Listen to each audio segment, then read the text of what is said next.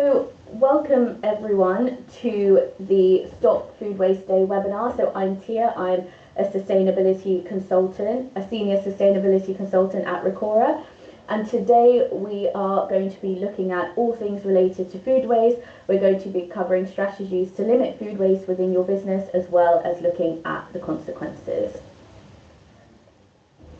So in terms of Stop Food Waste Day, so Stop Food Waste Day is the largest day of action against global food waste. It started in 2017 in the USA by Compass Group. The main aim of this day is to ignite change regarding the global food waste problem by drawing attention to the issues and educating through sharing food waste reduction strategies. Food waste refers to edible food that is thrown away instead of being consumed. So in other words, food waste is food that is still fit for human consumption but is not eaten. So according to the Food and Agricultural Organization, a staggering 33% of food produced for human consumption is wasted every year. So this amounts to roughly 1.6 billion tons of food. To give you a clear idea of these numbers, 1.6 billion tons is the same weight as 4,384 Empire State Buildings. So food waste can occur across all levels of the food supply chain from farm to fork. And the Boston Consulting Group has predicted at this rate there will be a 40% increase in food waste by 2030. So it's crucial that businesses take action to reduce food waste and most importantly know how to do so. So in terms of looking at the types of food waste, so there are three main categories of food waste. So the first is avoidable food waste. So avoidable food waste includes edible food discarded due to poor management, such as leftovers, expired items, or blemished produce. So key contributors include households and businesses, and these are driven by factors like poor portion control, overbuying, confusion over expiry dates, and improper food storage. In 2022, Malaysia generated 4,046 tons of avoidable food waste daily, and this was enough to feed 3 million people 3 meals a day.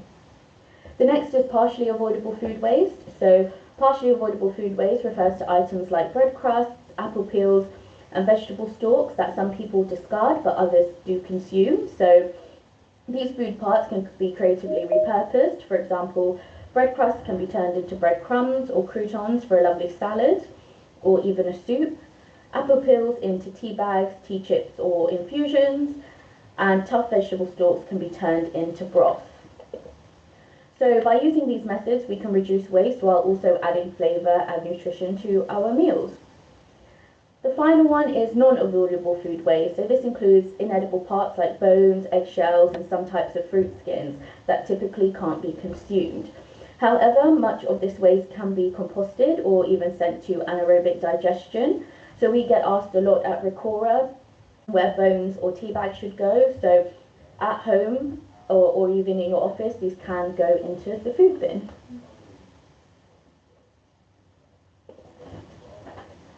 So in terms of looking at the type of food that is wasted, so food waste issue applies to all kinds of food products. So the below graph shows how much of a particular food is produced, and of that, what is wasted. So the graph demonstrates that almost half of all fruit, vegetable roots, and tubers produced are wasted along the supply chain, while 1/3 of fish and seafood never reaches our plates. In terms of meat, 352 million tons is produced, and of that, 21% is wasted. And bread and potatoes are the most wasted food.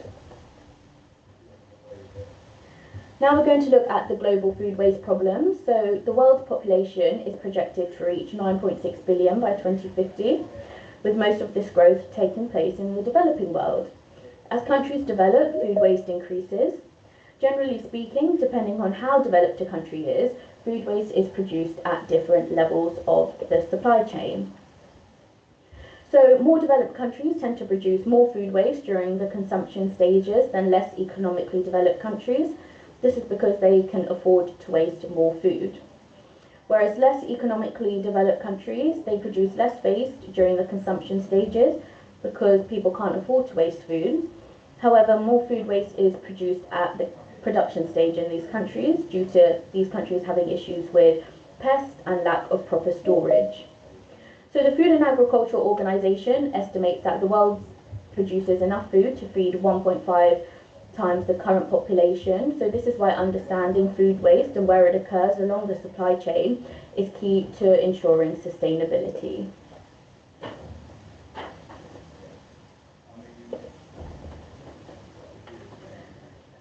So food waste occurs along the whole of the supply chain from farm to fork and arises from multiple sources throughout the food supply chain. So the first stage is at farm level. So up to 5 million tonnes of food is wasted on UK farms every year.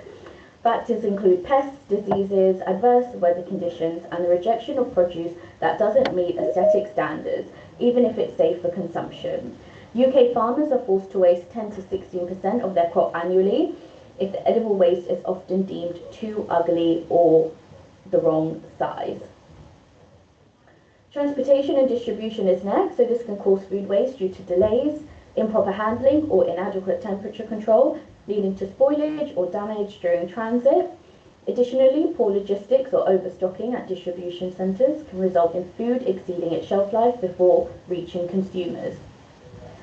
At the retail sector, overstocking, improper storage and consumer preferences for perfect-looking produce often results in unsold goods being discarded. In restaurants and food services, large portion sizes and inaccurate demand forecasting often leads to excessive food waste and leftovers. At consumption level, food waste occurs when individuals buy more than they need, cook large portions, or discard edible food due to confusion over expiry dates. Poor meal planning, picky eating habits, and a lack of awareness about proper storage also contribute significantly to waste at the consumer level. Currently, around 80 million pints of milk are wasted in Britain every year because of used by labels, as well as millions of tonnes of other foods. So there is a misunderstanding of the difference between use by and best before. Use by dates indicate when a food is no longer safe to eat, while best before dates indicate when a food is no longer at its peak quality. So you should not eat food after its use by date, even if it looks and smells fine, because it's often contaminated with harmful bacteria. This is generally focusing around items like meat. But best before dates is still safe to eat if something has passed its best before date, though it may look like it's lost some of its flavour, texture or nutritional value. So these include things like vegetables. So extending product life by only 24 hours could prevent 250,000 tonnes of food from being wasted. To reduce food at the consumer level, there are 4 key strategies that you can think of. So the first is meal planning. So you can create shopping lists based on actual needs to prevent over-purchasing. Think about proper storage, so understanding storage requirements to extend food shelf life. You can also understand labels, so familiarise yourself with date labels to avoid premature disposal of food that is still safe to eat. And embrace leftovers, so repurpose leftovers into new meals to minimise food. And the final stage is disposal. So disposal contributes to food waste when edible or compostable food is thrown into landfills instead of being reused, donated or recycled. So this not only wastes the food itself, but also all the resources gone into producing food in the first place. So we're now going to look at causes of food waste from businesses. So businesses, particularly in the food service and retail sectors, contribute to waste through 4 main stages. So the first is overproduction. So anticipating high demand, establishments may prepare excessive quantities, leading to unsold or discarded food. Supply chain efficiency, so inaccurate demand forecasting and inadequate inventory management can result in overstocking and subsequent waste. Strict aesthetic standards, so discarding produce that does not meet visual criteria, despite it being safe to eat, contributes significantly to waste. And finally, lack of redistribution channels. So without systems to donate surplus food, businesses may resort to discarding edible items. So this is what we refer to as the food waste hierarchy. So this is about implementing strategies to mitigate food waste. So the first is prevent. So this is all about preventing food waste or surplus food waste in the first place. The next stage is reduce. So this is how we can reduce food on floor or at business level. The next is reuse. So this is how we can reuse food through distributing it through charities and food banks instead of throwing it away. Recycling. So recycling is all about recycling food through commercial food waste partners like Recora, for example. At Recora, we don't really want to see any food going in the mixed recycling or general waste bin. We want it going in a designated food bin. Finally, recovery. So when food is recycled, food can be sent to anaerobic digestion, which is what Recora send our food to, where it can be recovered and turned into energy. And finally, disposal. So this is the least desirable stage. This is where items or food could end up on landfill. This is something that Recora do not do. We have a complete zero to landfill policy. So ESG goals are becoming a critical part of many businesses' strategies today, and food waste presents numerous challenges harming the land, people and profit, and we're going to look at these in a bit more detail. So in terms of the environmental consequences of food waste, so food loss and waste also has significant impacts on the environment. There are three main issues surrounding the environmental consequences of food waste. So the first is your water footprint. So wasted food is also wasted water. So every year humans use approximately 3.8 trillion cubic meters of water, which is 70% of which is consumed by the global agricultural sector. For instance, one loaf of bread requires 100 buckets of water. The amount of water wasted globally by growing products never reaching the consumer is estimated at 550 billion cubic meters. Producing food that ultimately goes to waste consumes enough water to fill 9 Olympic-sized swimming pools. The second is the carbon footprint. So there is a saying that if food waste were a nation, it would be the third biggest emitter of greenhouse gases after the USA and China. So global food waste is responsible for up to 30% of total greenhouse gas emissions. When food is wasted, everything that goes into making the food, which also requires greenhouse gases, is also wasted. Incorrect disposal of food waste, where it rots and decomposes in landfill, can release methane into the atmosphere. If this methane isn't captured, it can have negative impacts on the environment. And methane is a gas that is 25 times more potent than CO2. Finally, your land footprint. So the production of wasted food also uses around 1.4 billion hectares of land, 28% of the world's agriculture. Industrial agriculture is also responsible for clearing 5 million hectares of forest per year, which is the area the size of Costa Rica. Now we're going to look at the social consequences of food waste. So the social ramifications of food waste are significant. So we're going to cover food insecurity. So while millions face hunger, vast quantities of food are discarding, highlighting a disparity between food availability and access. This is wasted food that could potentially feed people facing hunger. Malnutrition and ethical concerns. So wasting food also raises moral questions about resource allocation and societal issues, especially when so many people are deprived of adequate nutrition. So in the UK, 9.5 billion tonnes of food is wasted each year, all at the backdrop where 9.3 million people are currently starving. In terms of ethical concerns, so it doesn't only centre around people but also animals. So 33% of global fish stocks are already being overfished. Farming fish at an industrial scale requires industrial quantities of feed. So the key feed inputs for salmon aquaculture are sourced primarily from global wild fisheries and land-based agriculture. 90% of fish used in fish feed could be eaten by humans. The Intergovernmental Panel on Climate Change has said that the evidence is clear that the food system is having a massive effect on our planet, driving climate change and species breakdown.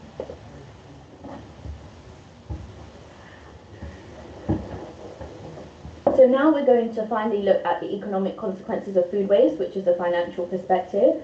So globally, food waste costs approximately $1 trillion annually, encompassing production, transportation and disposal expenses. Food waste significantly impacts the UK economy, costing approximately 20 billion annually.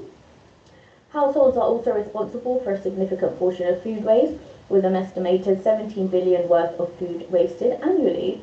and the UK hospitality sector wastes an estimated 3.2 billion tonnes of food per year. So in terms of mitigating food waste at business level, we're now going to look at how you can do this. So I have put together 5 steps that shows how businesses can reduce food waste. So the first step is thinking about legislation. So this is all about putting policies in place at government level that impacts businesses. So I'm sure you've all heard about the simpler recycling legislation that's come out. So it's a UK-wide government-backed legal framework that mandates the recycling of 7 core material streams. So this includes rigid plastics, aluminium cans, Tetra Paks, glass, paper, card, and food. So one reason the changes are happening is to simplify the recycling rules. So currently there are a lot of inconsistencies between what each borough or council collects and what they can recycle. So simpler recycling will ensure all businesses recycle the same food. It's also done to drive the circular economy. So the current UK economy is one that's very linear, where items are made, used and disposed of as waste. The UK's recycling target is currently at 44%. Simpler recycling will drive items away from general waste so that they can be recycled. This is what we call a circular or regenerative economy, where items are made, used and recycled. And in doing so, this will help the UK reach its national recycling target of 65% by 2035. The final reason is to improve recycling rate and reduce overall contamination rates. So one of the main changes is regarding food waste. So food waste recycling is now mandatory. There is no minimum quantity of food you need to produce in order to recycle it. Food should not be entering general waste or mixed recycling. So we bring 40 tonnes of mixed recycling into our materials recovery facility every day, and of that 30% is food. So please ensure you have the correct infrastructure in place. Ensure a food bin is present in areas of high food producing areas so we don't lose food to mixed recycling or general waste where it can't be recycled. So now we're going to look at step 2, which is inventory management, so focusing on accurate forecasting. So this is all about implementing systems to monitor stock levels and reduce over-ordering. So businesses can significantly reduce food waste during events by implementing key strategies. So I've presented a more detailed breakdown of how businesses can reduce food waste during events. So the first thing businesses can do is to ensure that they have accurate guest count estimations. So one of the most effective ways to minimize food waste is knowing exactly how many people will be attending. Inaccurate guest counts can often lead to over-ordering, which results in excess food that often goes uneaten. Think about RSVP management, so use digital invitations and track RSVPs closely. You can also follow up with guests who haven't responded. And think about historical data, so refer to attendance records from past events to identify trends and typical drop-off rates. And think about last-minute confirmation, so check with attendees or departments a few days before the event to also confirm numbers. The next is looking at tailored menu planning, so this is about creating a customized menu that reflects both the preferences of your guests and the nature of your event, and this can significantly reduce the likelihood of food waste.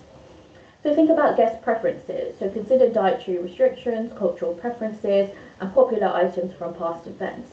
So don't just order food that you think you'll eat or like, also consider what guests who are attending will want to eat. Also think about balanced options, so offer a balanced mix of food, so meat and vegetarian options, so this will ensure that each item has a strong likelihood of being consumed. Also think about seasonal and local ingredients, so plan dishes based on seasonal availability to ensure freshness, and this will also reduce spoilage. Think about pre-event communication with vendors and caterers, so clear and consistent communication with food providers ensures that expectations are aligned and there is flexibility to adjust guest numbers if they change. So think about flexible contracts, so negotiate with caterers to allow changes to the order up to a few days before the event. Also think about clear instructions, so provide detailed information on serving sizes, presentation styles and packaging for leftovers. And also share your sustainability goals. So share your objectives around reducing food waste with caterers and partners so they're also involved in your mission too. And finally is portion control. So serving food in controlled portions can help prevent guests from taking more than they eat, which directly cuts down on waste. So think about having a buffet with your staff. So instead of self-service, have staff serve portions to guests, which discourages over-serving. Consider having smaller plates. So use smaller plates, which can subtly encourage guests to take more modest amounts of food. Monitor replenishment, so avoid overfilling trays and platters. So replenish food in smaller batches as needed. And finally, promote zero waste. So encourage any leftover takeaways. So you can provide options for attendees to take leftover food home in reusable containers. So step 3 is staff training. So this is all about educating employees on best practices for food handling and waste reduction. It's also about encouraging staff to identify areas for improvement and participate in waste reduction efforts. So prior to an event, communicate the event's commitment to sustainability and food waste reduction to attendees. So this is something Recora can assist with. So we have a sustainability team who can offer a wide range of activities to educate staff. We can do awareness stands and bring along interactive recycling games. We also offer recycling training to back of house staff and also employees on best practice and the journey of their waste. We help raise awareness and help educate staff understand what can and can't go into each waste stream. Step 4 is looking at donation programs. So once an event ends or canteens have closed for the day, consider donation programs. So this is about establishing partnerships with charities to redirect surplus food to those in need. So Recora have a long-standing partnership with Plan Zero's. So Plan Zero's goal is to help any kind of business to donate any type or amount of surplus food to any type of charity that can benefit from it. Their main aim is to prevent food from going into landfill, feed local communities experiencing hunger, and reduce CO2 emissions. So they operate as a matchmaker between the business and the charities itself. So if you're a food business or have a canteen on site, consider donating your surplus food through this avenue. Plan Zeros have saved over 500 tonnes of food from going to waste, provided over 1 million meals to people in need, and saved over 2,000 tonnes in carbon emissions. If you'd also like to take part in some CSR events or volunteering opportunities, Plan Zeros also run this too. So they operate every Tuesday, Wednesday and Friday at Borough Market from 4:45 to 5:45. And all we'll need is just a confirmation of the volunteering with Plan Zeros and make sure that they have availability. And also, for every food collection Recora does at your business, 25p is donated to Plan Zeros, which is the equivalent of feeding one person one meal. Finally, think about recycling and recovery. So this is the final step. So when you're ready to dispose of food, think about what should go into the food bin. So all types of food, even bones, tea bags and coffee grounds can also go into the food bin. Don't place any tissue paper, packaging or compostable packaging into the food bin. These should enter the general waste stream or their own dedicated waste stream. So Recora send our food to anaerobic digestion, where it enters a large tank that operates like a stomach. The food is heated for 30 days at 40 degrees Celsius. The biofertilizer is used in agriculture, and the biogas is used to produce clean, renewable electricity that then gets put back into the national grid. So before we end the webinar, I would like you guys to have a look at making a Stop Food Waste pledge. So I'd like you guys to think of what is one thing you want to do or commit to help reduce food waste. And if you're happy to share it, please do. But other than that, if anyone has any questions, I'd be more than happy to answer them.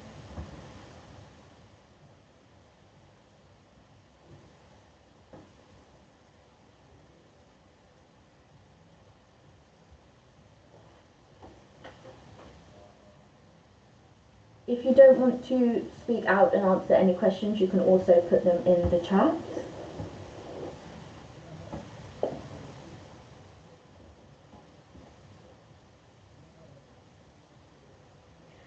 Yeah, so a recording of this will be available, and what we'll do is we also have a Recora YouTube page, so it will also be uploaded on there for you guys to re-watch and share.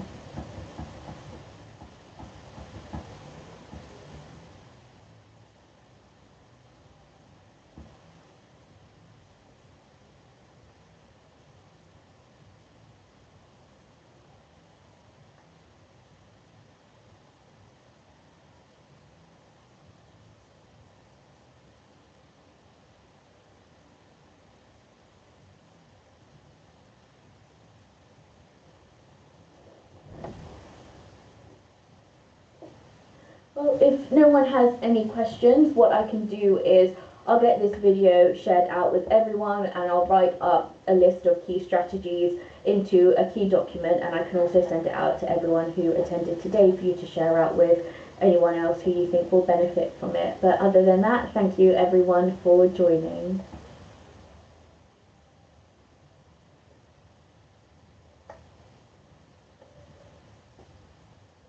Oh, I think we've got something from Martin. He says, the worst food waste I have ever witnessed is on holiday hotels where a breakfast and dinner buffet is provided with huge variety. At the end of each session, the staff confirm the huge amount of food left over is binned.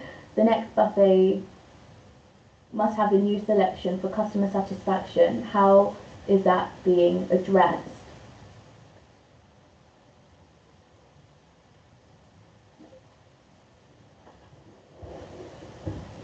So in terms of large buffets producing food, I think what's best is that they actually, well, talk to their waste collection providers so that they can better understand how they can go about reducing food waste, and talk to their food waste collection providers who can provide them with different avenues of how they can redistribute any surplus food produce.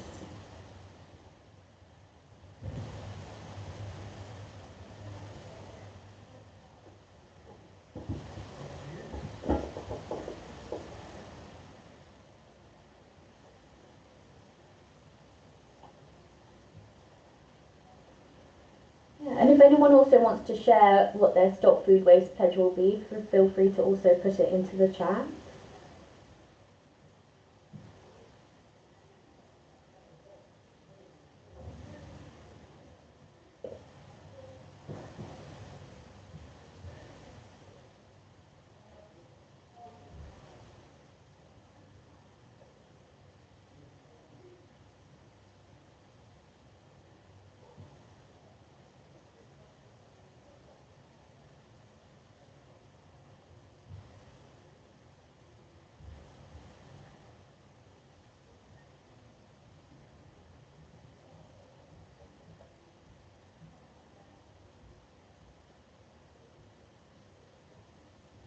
So Matt says, I pledge to make the most of my leftover vegetables and fruit. I definitely purchase things and forget about them in the fridge. Ooh, that's brilliant.